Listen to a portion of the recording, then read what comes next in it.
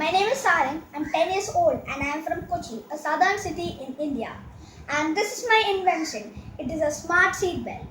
In a normal seat belt, a child or an aged person will be panicked after the accident, so they cannot detach the seat belt on time. And this was preventing my school from installing the normal seat belt in the school bus. And my solution is a smart seat belt. The smart seat belt has a vibration sensor which we can attach to the vehicle to detect the accident. A solenoid to lock and unlock the seat belt, a motor to control the seat belt, and a microcontroller to control all other operations.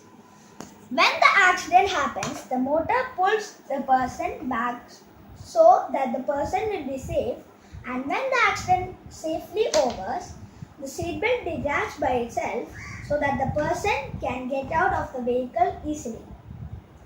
It can also sense if the vehicle is on fire or if the vehicle falls down to a river, and sense how many people were sitting in the vehicle and send the information to the police and the paramedic so they can come with enough equipment to save the people. And this is the prototype of my smart seat belt.